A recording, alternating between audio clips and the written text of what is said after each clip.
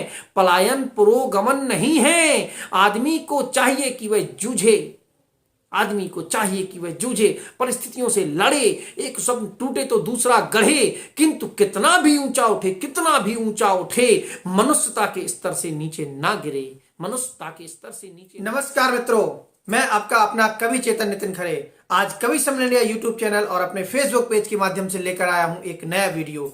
लेकिन वीडियो शुरू करें उससे पहले आपसे एक ही निवेदन करता हूं कि यदि आज हम और आप राष्ट्र और धर्म को जागृत करने वाले, राष्ट्र धर्म में जागरण का सहयोग देने वाले लोगों का साथ नहीं देंगे तो भविष्य हमको और आपको कभी माफ नहीं करेगा। इसलिए आपसे निवेदन करता हूं कि आइए, राष्ट्र धर्म को समर्पित साहित्य, संस्कार, शुचिता और समाज के लिए कार्य करने वाला चैनल कवि सम्मेलन इंडिया, इससे जुड़िए। आज इसे सब्सक्राइब करके बेल आइकन क्लिक कीजिए। हम ऐसे कवि थे जो नकारात्मकता से सकारात्मकता की तरफ सोचते थे, जो विचारों को सदैव ऐसे जीते थे कि दूसरे में सकारात्मक ऊर्जा भरने का काम करती थी। उनकी कविताएं ना केवल लोगों का मार्गदर्शन करती थी, अपितु जीवन का दर्शन भी बताती थी, जीवन का ध्येय भी बताती थी। वो लोगों को ना केवल सफलता प्राप्त करने के साधन होती थी, अपितु एक सार्थकता प्रदान करने का माध्यम भी होती थी।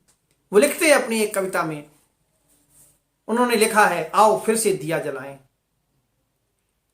लोग दीपक के फड़फड़ाकर बुझने की बात करते हैं, दीपक से अंधेरा मिटता है, लेकिन एक दीपक अंधेरा नहीं मिटा सकता पूरा। लेकिन उन्होंने क्या लिखा, अटल जी क्या कहते हैं, आओ फिर से दिया जलाएं। उनकी एक कविता है, आओ फिर से दिया जलाएं, आओ फिर से दिया जलाएं, भरी दोपहरी में अंधियारा। कवि की क्या सोच है, भरी दोपहरी में अंधियारा, कौन से अंधियारे की बात कर रहे हैं आप लोग सोचिए।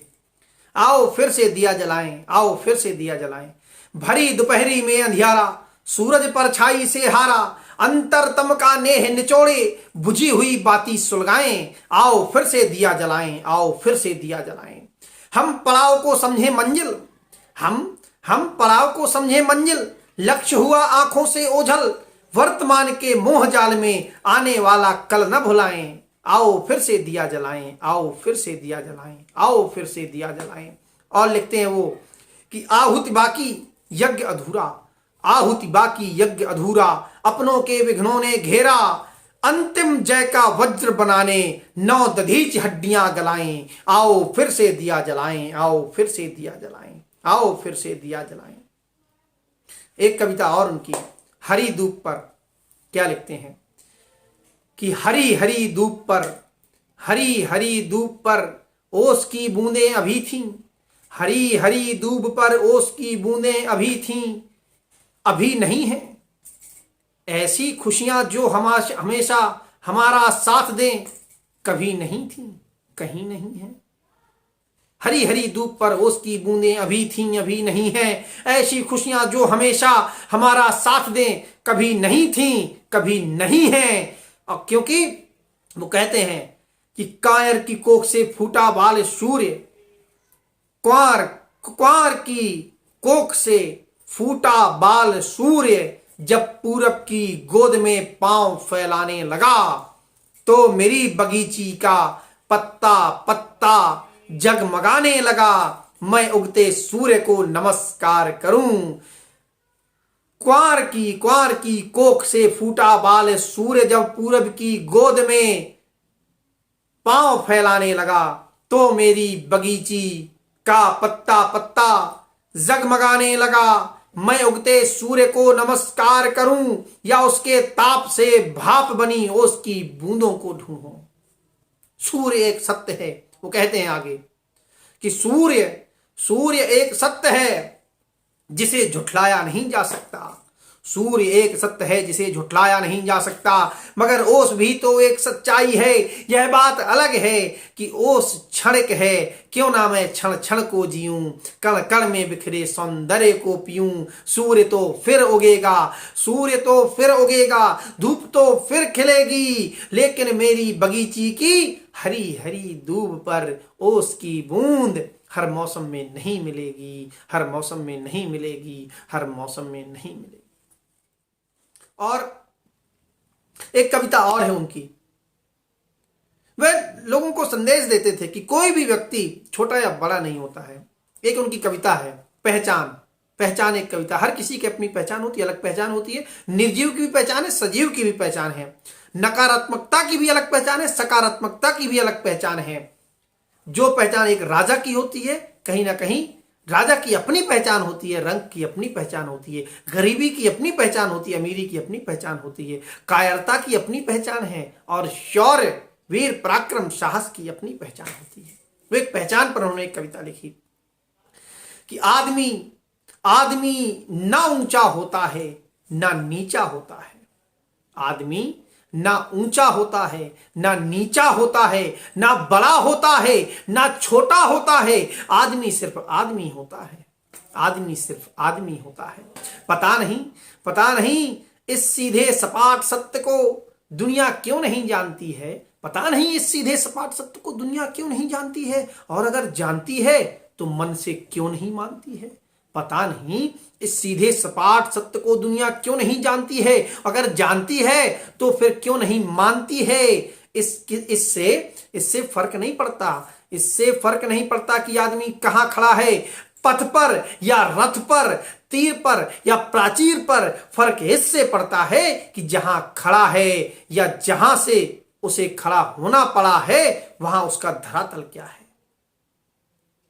कितनी गंभीर बात लिखी, कितनी बड़ी बात कही। इससे फर्क नहीं पड़ता, फर्क इससे नहीं पड़ता कि आदमी कहां खड़ा है। फर्क इससे पथ पर या रथ पर, तीर पर या प्राचीर पर, फर्क इससे पड़ता है कि वो जहां खड़ा है या जहां उसे खड़ा होना पड़ा है, वहां उसका धरातल क्या है। मतलब बुलंदी पर रहकर भी वो जमीन से जुड़ा है कि नहीं, अर्श पर रहकर वो फर्श से जुड़ा है या नहीं, फर्क इससे पड़ता है। हिमालय की चोटी पर पहुंच एवरेस्ट विजय की पताका फहरा कोई विजेता यदि ईर्ष्या से दग्ध अपने साथी से विश्वासघात करे तो उसका क्या अपराध। एवरेस्ट, हिमालय की चोटी पर पहुंचकर एवरेस्ट विजय की पताका फहराकर कोई विजेता यदि अपनी साथी से ईर्ष्या करे, अपने साथी से विश्वासघात करे तो उसका क्या अपराध। इसलिए क्षम हो जाएगा कि वह एवरेस्ट की ऊंचाई पर हुआ था। नहीं, अपराध अपराध ही रहेगा। हिमालय की सारी धवलता उस कालिमा को नहीं ढक सकती, सारी धवलता भी उस कालिमा को नहीं ढक सकती। कपड़ों की दूधिया सफेदी जैसे मन की मलिनता को छिपा सकती है। किसी संत कवि ने कहा है कि मनुष्य के ऊपर कोई नहीं होता, मनुष्य के ऊपर कोई नहीं होता। मुझे लगता है कि मनुष्य के ऊपर उसका मन होता है। इसीलिए छोटे मन से कोई बड़ा नहीं होता और टूटे मन से कोई खड़ा नहीं होता। इसीलिए छोटे मन से कोई बड़ा नहीं होता, टूटे मन से कोई खड़ा नहीं होता। इसीलिए तो भगवान कृष्ण को शस्त्रों से सज्ज रथ पर चढ़े कुरुक्षेत्र के मैदान में खड़े अर्जुन को गीता ज्ञान सुनानी पड़ी। मन हार कर मैदान नहीं जीते जाते, ना मैदान जीतने से मन ही जीते जाते हैं। चोटी से गिरने से अधिक चोट लगती है, अस्थि जुड़ जाती है, पीड़ा मन को सुलगाती। इसका अर्थ यह नहीं है कि चोटी पर चढ़ने की कोई चुनौती ही न माने।